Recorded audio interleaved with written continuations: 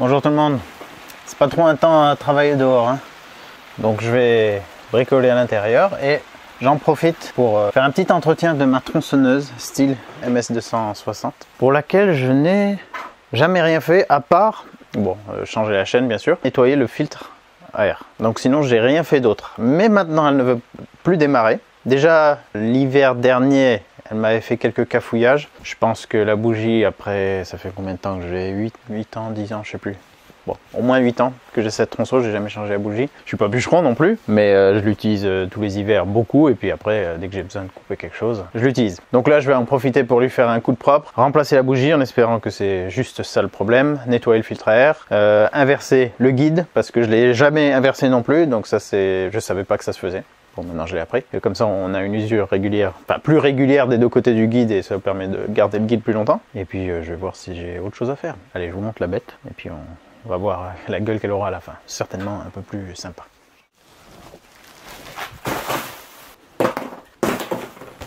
Non, je déconne, je vais pas jeter ça non plus quand même. Pas énormément de place en fait. Voilà. Donc je vais mon petit nettoyant moteur pour dégraisser ce qu'il y aura dégraissé et nettoyé, les caches et tout, ça va bien pour ça. Donc franchement, très très bonne machine, dont j'ai pas à me plaindre. Et donc elle a le droit, allez, tous les 10 ans de faire une fois un petit faux pas. Non, vraiment très bonne machine. Alors moi je suis pas un expert, donc ça va pas être un entretien détaillé sur cette machine. Mais voilà, je partage avec vous ce petit nettoyage, parce que des fois ça fait plaisir de revoir les choses remise un peu en état. Et alors je vais quand même essayer de la démarrer, mais normalement elle va pas partir. Normalement elle va péter un coup et après quand je vais faire la procédure de démarrage normale, et ben elle va pas partir. Voilà. Donc normalement là j'enlève le starter, je suis en gâchette accélérée. Ne me dis pas qu'elle va partir, putain.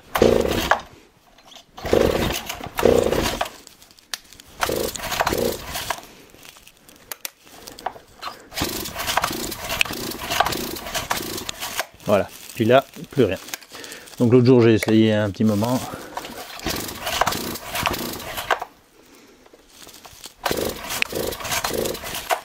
Nada. En gros, je pense que le moteur se noie tout de suite. Et donc, ça sert à rien d'aller plus loin. Il faut vraiment changer la bougie dans un premier temps, je pense. Donc j'avais commandé celle-ci. Bougie Oregon c'est différent. 77 307 1. Et comme pour la démonter, il faut enlever pas mal de caches, je vais en profiter pour nettoyer tout ça au passage. Elle est là derrière. Le filtre à air, il est ici, il est très facile à enlever sur cette machine. Vraiment, rien à dévisser, juste ça à décaler.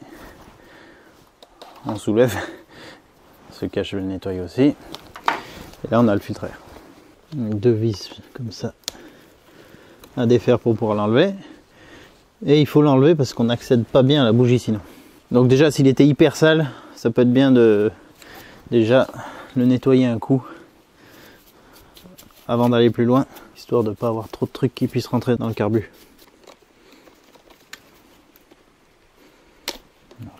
Voilà. De l'autre côté, il est un peu sale, mais c'est encore raisonnable.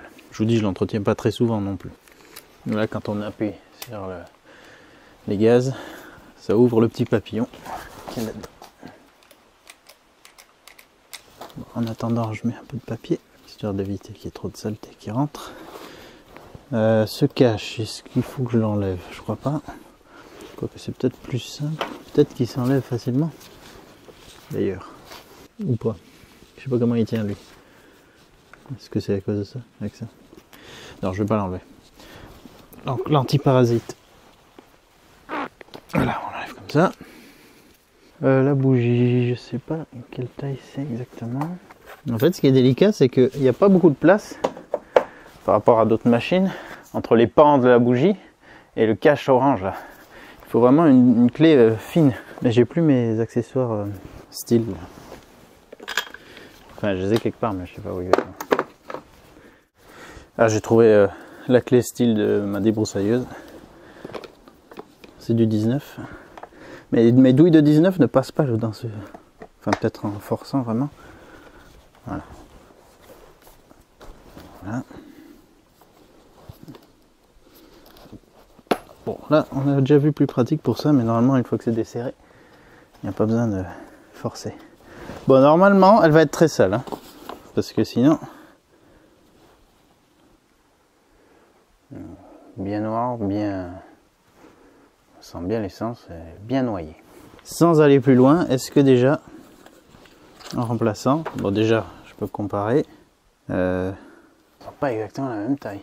Pourtant, c'était la référence donnée pour style. La nouvelle, elle est plus longue.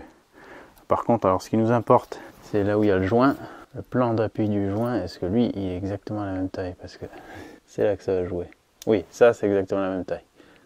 Donc elle aura la même position dans le moteur, c'est juste ça qui va... Ouais, il va ressortir un petit peu plus. Alors, est-ce que ça va se monter avec tous les caches? Tous les caches, avec le cache. Bon, toujours à la main, le vissage. Hein, pour être sûr de ne pas la mettre, forcer si elle était de travers. Quoi. Une fois que ça force, on va comprimer le joint. Bien sûr, si vous avez les valeurs de serrage au couple, vous les suivez.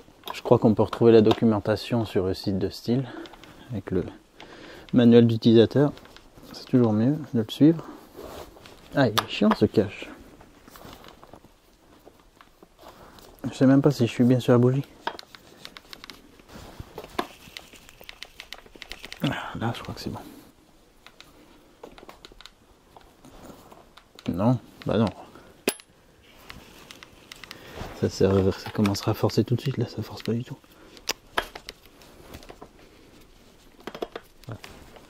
Oui, là, voilà. D'ailleurs, est-ce qu'il donne des indications de serrage là-dessus? Non. Donc, comme je dis souvent, serrage au bon sens. On sent que ça force un peu au début parce que ces joints, ils ont cette forme, on va dire, et quand on serre, ils s'aplatissent.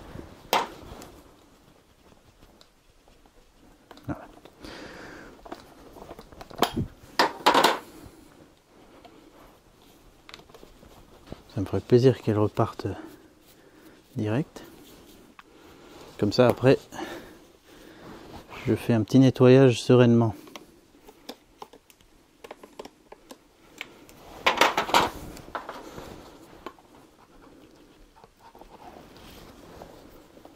On va ouvrir la porte quand même, histoire de pas trop s'asphyxier.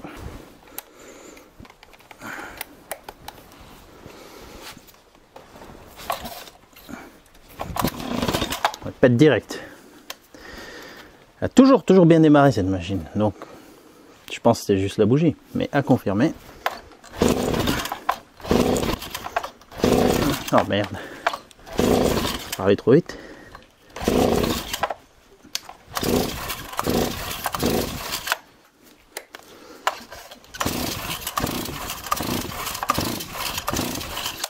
Parler trop vite. Et merde, il y a un problème autre que la bougie.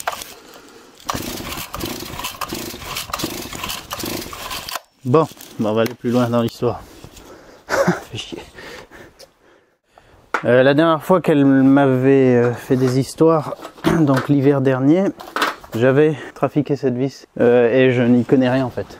Enfin, je pensais un peu bêtement. Ah, ça commence à tourner un peu mal, on augmente un peu le ralenti, tout ça, mais en fait, ça fonctionne pas comme ça. Il y a une procédure spécifique à faire pour avoir un bon réglage, et donc j'ai dû tout niquer.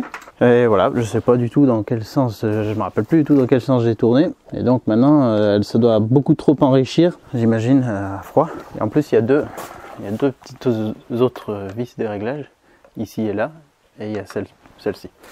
Donc voilà. Il faut pas bidouiller ça si on sait pas ce qu'on fait. Donc je vais aller me renseigner. En plus, j'ai déjà eu des très bons conseils de certains d'entre vous. Cette vis, elle tourne beaucoup là. On peut la dévisser complètement en fait ou quoi? Donc ouais, je sais pas ce que j'avais fait. Là, je suis au minimum du minimum. Déjà, est-ce que ça change quelque chose? Juste par curiosité.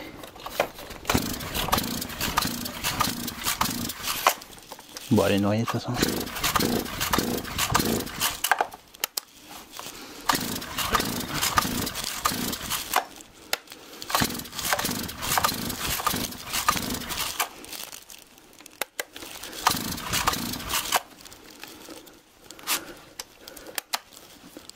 Non, ça sent l'essence par contre. Alors, je vais me renseigner sur comment refaire un réglage de base. Puis on va reprendre ça correctement. Bon, j'ai trouvé assez facilement un manuel en ligne m'indiquant comment faire les réglages, sauf pour la vis LA, qui est donc la vis de réglage du ralenti. Ouais, donc c'est celle-ci que j'ai touchée. Il me semble pas avoir touché les deux autres, mais j'ai dû tout niquer. Alors, en revanche, je vais reprendre les réglages sur les deux autres, H et L. Ils me disent, bon, déjà nettoyer le filtre à air, assurez-vous qu'il soit propre et tout. Tournez la vis de réglage de richesse H, richesse à haut régime dans le sens inverse des aiguilles d'une montre jusqu'en butée. Butée au maximum de 3/4 de tour. C'est-à-dire...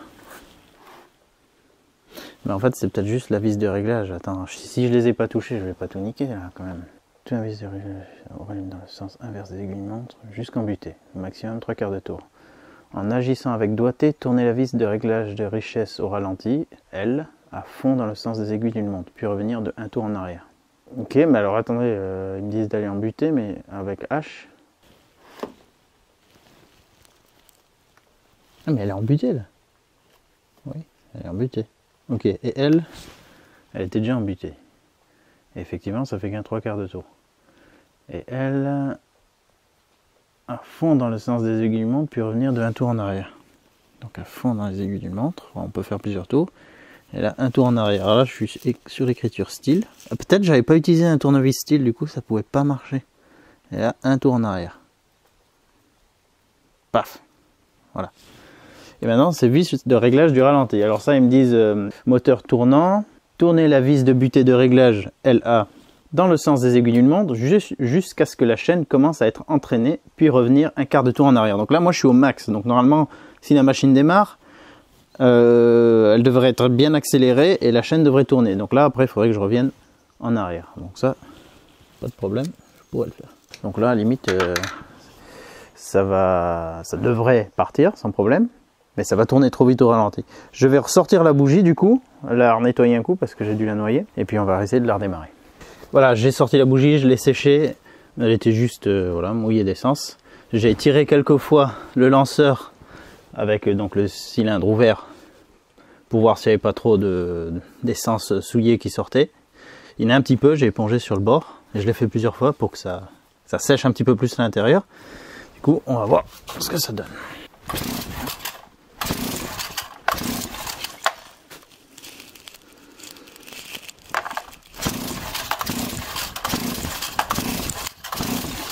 Ça pète même pas du tout là. Quand ça se fait.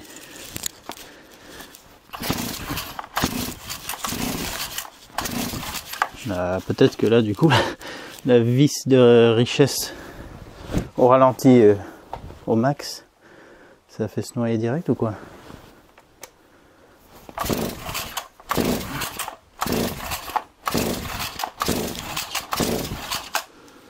Pas bon ça.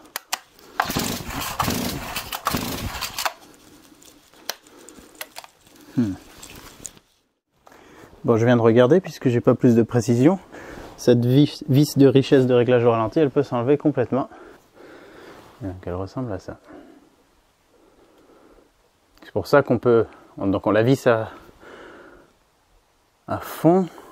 Et cette forme en pointe permet d'agir sur quelque chose. Je ne sais pas si c'est qu'elle pousse sur quelque chose ou si c'est qu'elle laisse passer du carburant. Je pense qu'elle doit pousser sur quelque chose parce que si elle est vissée à fond et que le moteur a un régime élevé, c'est que ça doit ouvrir un petit clapet. Un truc du genre qui fait rentrer plus de carburant ou d'air, je ne sais pas trop. Donc je vais la remettre en place si j'y arrive.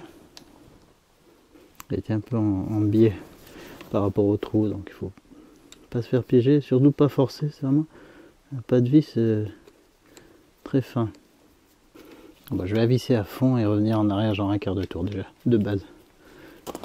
Et sinon, au pire, j'essaye aussi, peut-être la bougie, l'autre ne va pas.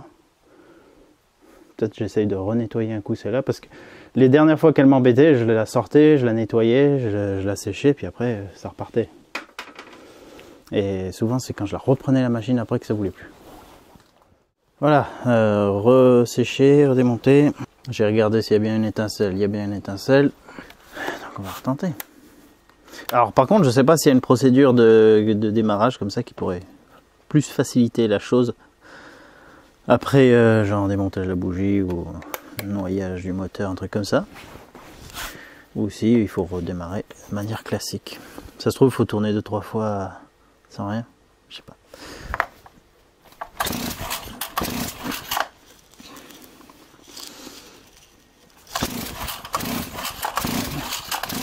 Tiens, ça fait chier ça.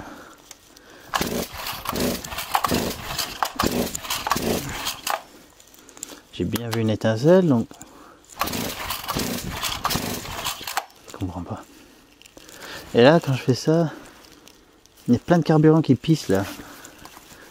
Comme si ça se noyait direct. Alors pourquoi il y a trop?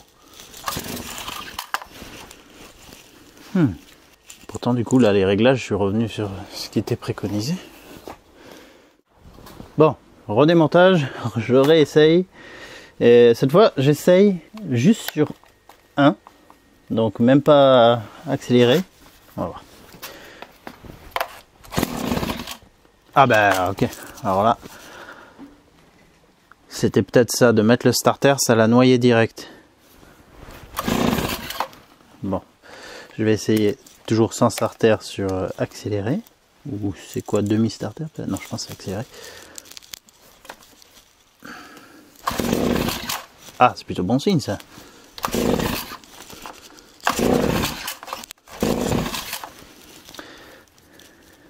Ah oui, là j'aurais dû...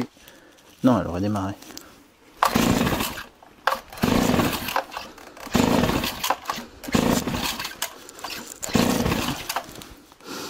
Oh, pourquoi tu fais ça?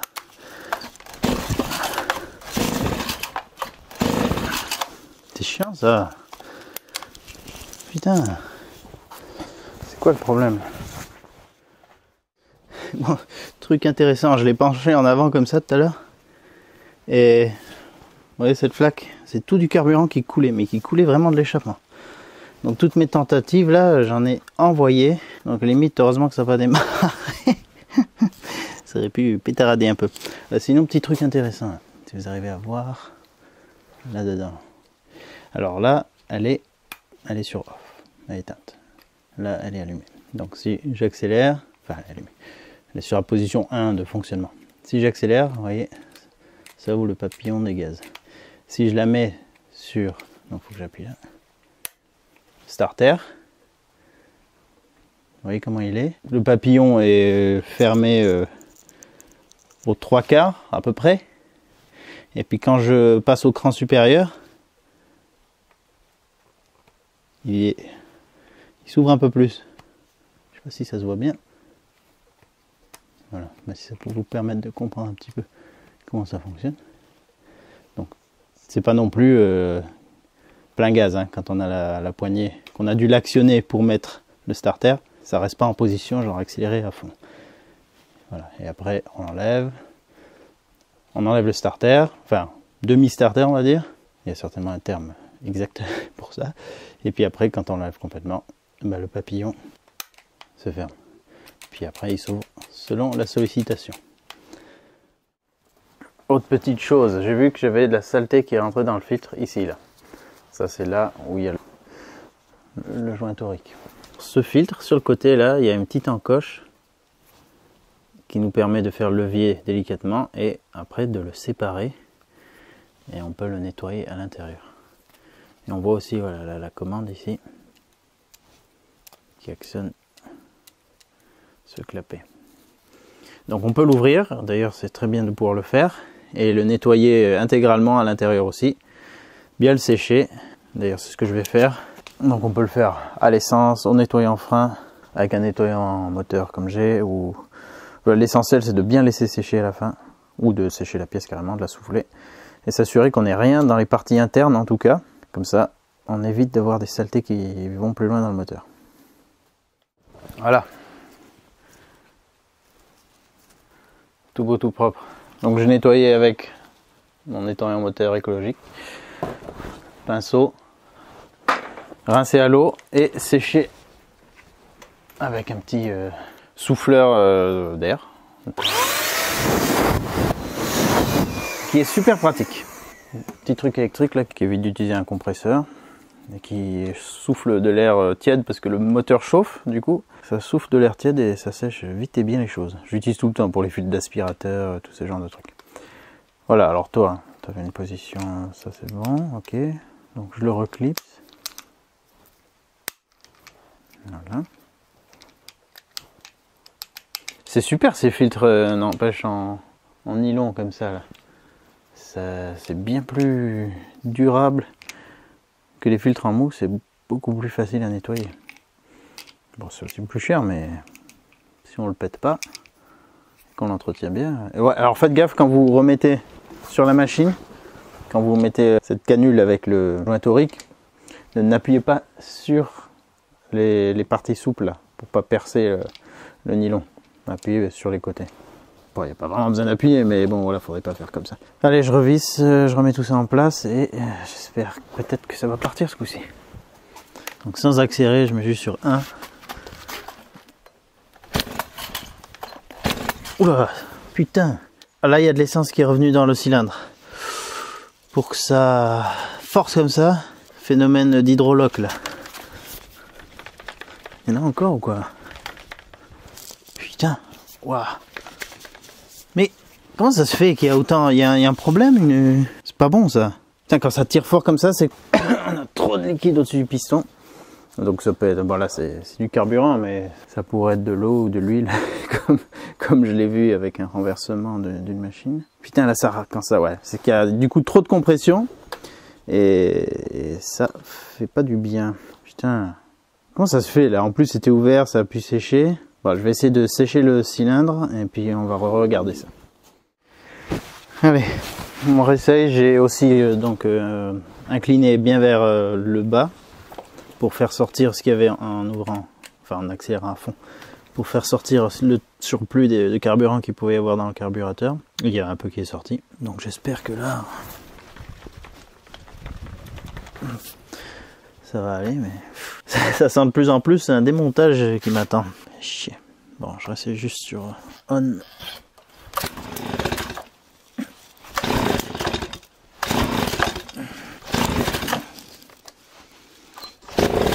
Putain, elle va se renoyer direct. Putain, fait chier.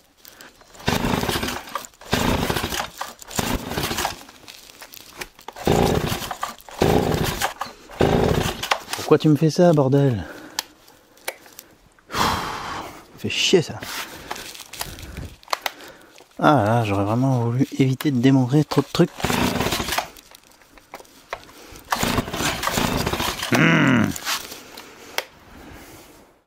Bon, à défaut de pouvoir la démarrer ce coup-ci, je vais essayer de la nettoyer, d'inverser le guide. Et puis, la prochaine fois, avec vos conseils, j'ai hâte de vous lire parce que je sais qu'il y a parmi vous des gens bien calés dans tout ce genre de moteur. Et ben, voilà, j'ai hâte de vous lire, de voir si vous avez des solutions, des conseils, des astuces et quelles pistes suivre pour refaire partir la bête. J'imagine qu'il va avoir besoin de démontage. J'ai pas parlé du carburant parce que bon, il y en a déjà et puis c'est le même mélange que je fais depuis toujours et j'utilise pour toutes mes machines et ça va toujours bien fonctionner. Donc là, c'est pas un souci à ce niveau et c'est pas non plus du carburant qui est là-dedans depuis très longtemps. J'avais même mis un peu de C99 de mes Caron, mais ça ne veut pas malheureusement. Alors, nettoyage, eh ben, je vais essayer de nettoyer ce cache qui est bien sale, enfin là, les ailettes là à l'intérieur. Je pense qu'on peut démonter simplement avec cette clé les 4 vis qu'il y a là, s'il n'y en a que 4. J'espère que le lanceur il vient avec, qu'il n'y a rien de compliqué, que ça ne va pas tous dérouler d'un coup. Ça m'aiderait bien pour nettoyer tout ça correctement. Sur cette version, on a le réglage rapide et facile de la chaîne. Voilà. Quand même super pratique ça. Mérite un bon nettoyage aussi. Hein, voilà. Allez, regardez-le bien. Voilà, on voit l'épaisseur des saletés. Donc ça, on va vraiment tout décrasser. Tout ça. Toute la zone. Je ne vais pas démonter entièrement la machine, mais faire déjà tout ce qui est relativement accessible, ce cache. Bon, vous avez vu, ultra facile à démonter. Je vais le nettoyer aussi. Pas très sale, mais petite saleté de surface, un peu gras. Voilà, on va remettre en état. Le filtre c'est fait. Sous le filtre, je vais essayer de bien nettoyer également. Et avoir une machine qui soit propre pour être soit démontée, soit redémarrée. Mais dans tous les cas, il y a intérêt que ça redémarre. Hein. Bon sang, quitte à démonter des trucs. Bon, j'ai fait quelques recherches et il semblerait que ce soit probablement le pointeau du carburateur qui soit en cause. Ça correspondrait aux symptômes d'avoir du carburant qui arrive tout le temps au moteur et voilà, qui se retrouve dans l'échappement, qui noie complètement la bougie et tout. Donc je crois que je vais pas pouvoir éviter un démontage. Et alors est-ce que il doit être en position, rester en position ouverte? Pourquoi? Est-ce qu'il est grippé dans son puits? Est-ce que la membrane est percée? Voilà, on va essayer de regarder tout ça. Il est hors de question que je laisse cette machine à l'arrêt encore bien longtemps.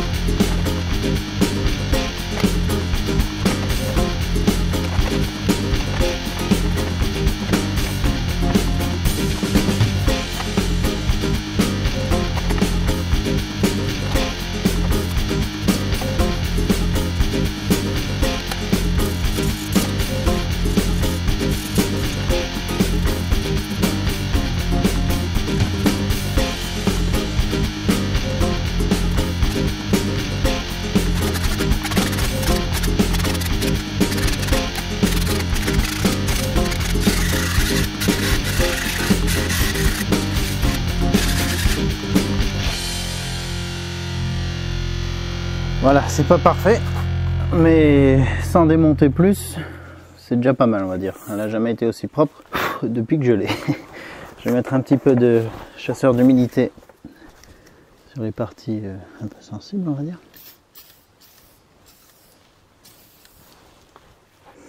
Et puis, ben, je pense qu'on va commencer à démonter le carbu. Parce que ça m'a clairement... Enfin, clairement. Maintenant, ça me paraît clair après avoir fait quelques recherches que c'est un problème dans le carbu, probablement à cause du pointeau qui reste ouvert, je pense. C'est pour ça qu'il y a genre du carburant qui remplit très vite le moteur et qui va dans l'échappement et qui fait que ça peut pas partir. Donc on va regarder ça.